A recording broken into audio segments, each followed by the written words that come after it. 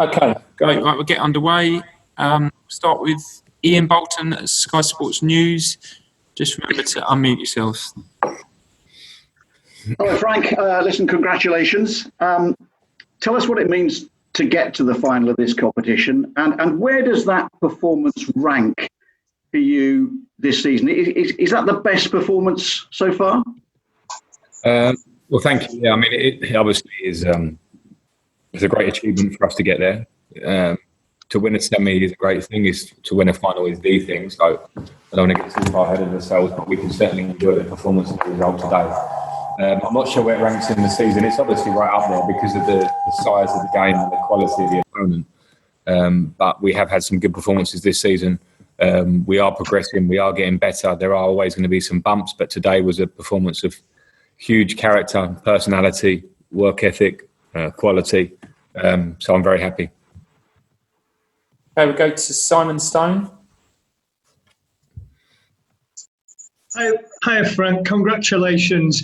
Is this kind of vindication of the way that your team's played? Because you say there are bumps in the road, but sometimes when you have a bump, you get heavily criticised. I don't know. I mean, I think people sometimes this season have looked at us as Chelsea and expectations are always high. But then the reality beyond that I know because I work every day here is that we're working towards something. We want to close a gap above us. It doesn't come easy. We've seen that with other teams over recent years. And so it's step by step. Today was a nice step for us. Just a step towards a final. We want to try and win that final. But we have showed lots of good stuff this year. And with more work and the way we move forward and what we do in the summer, I think there'll be more to come. But at the moment, we have to really focus on the three finals domestically that we have, 2 league games and an Arsenal and FA Cup final is huge for us. Okay, we'll go to Paul Hurst. Hi, Frank. Congratulations. Thank you. De Gea for the second goal, kind of, everyone's kind of picking that out as a fault. It's not the first time he's failed to stop a kind of long range shot. Was that something that you had in your mind in your tactics building up to the game? It wasn't because I've got huge respect for him as a goalkeeper. I know people will always, hone in on keepers when they make those errors because they're critical for them. But all I did say to Mason at half time was that I want to see him strike through balls more. He had a shot in the first half. He tried to kind of whip it or bend it. And for me, you've got to try and outside the box against top keepers. And De Gea is a top keeper. You have to strike through them. Of course, he didn't catch it brilliantly and it goes in and probably done as a mistake. But it's more I was actually worried about. My job is to worry about my players. And with Mason, I just wanted him to shoot more. And fortunately, 3 minutes after I said it, he did. James Bucknell. Hi, Frank. Just on, I mean, there were a lot of outstanding performances from your players today. Just on Mason, he obviously offers you a lot on the ball, but for such a young player, he's sort of intelligence and application, pressing from the front must delight you. And also, just what do you think of Kovacic in midfield?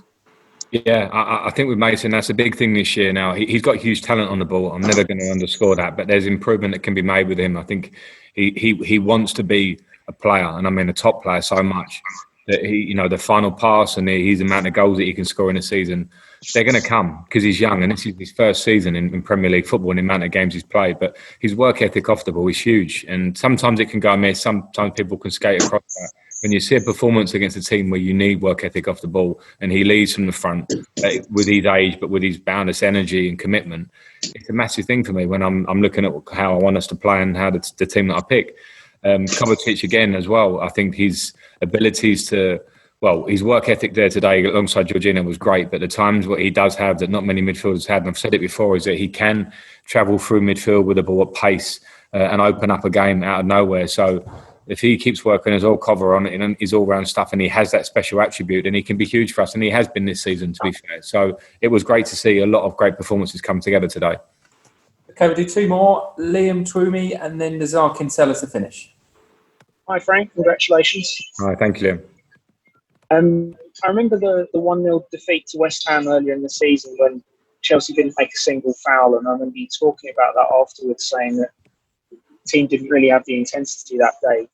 You committed 21 fouls today, which is, I think, up towards the top end of what you've done. Was it a point of emphasis before the game to the players to make sure they had that intensity for a game like this.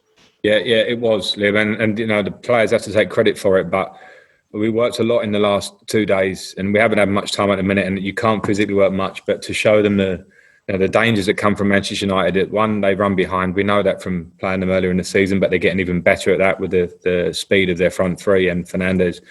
But two, they also find really good areas in between midfield through the lines. And even though we had a back three today, I didn't want it to become a back five. I wanted people to go in midfield and make tackles, not let them feel comfortable. And led by all of them, but led by Aspie as captain. How many times do you go into midfield and win it back and show leadership and pulling people around him and talking with the group. And that was a huge part. The biggest delight for me today is our off the ball work and our physical intensity, and it showed, and it wins you games. Okay, last question, Jacob Steinberg. Hi Frank. Obviously, Olivier was almost out of the club in January, and he's since the restart he's been absolutely huge for you. What kind of example does he set to the younger players in terms of that attitude? And does it surprise you how good he's been since then? No, he sets an amazing example. If you take the story of the season, Tammy was playing well. Ollie didn't get many opportunities. He kept training in January. He could have left. He didn't. He had the most positive attitude possible. When I speak to him man to man, it's so easy to speak to him because he exudes professionalism in the way he is. And then I'm not surprised because I know what Ollie can do, and the way he's playing, the presence that he has, and the quality he has, the way he trains every day means that he can play to that level. And the thing we have to do is make sure we work off and around him as well. And we had speed and we had energy, and we took time to get up the pitch at times from moving the ball from side to side, which allows Ollie to get in positions in the box. So, yeah, he's been great. The young players should see in him everything that it takes to be a professional, a work ethic, a humility, to be a team player. He's done that all season, and now he's getting absolutely the credit he deserves. And I'm getting a player who's scoring really regularly after lockdown. Okay, we'll leave it there. Thanks, everyone. We'll Thank see you you. in the week. Thank you. Thank you very much. Thanks, Louisa.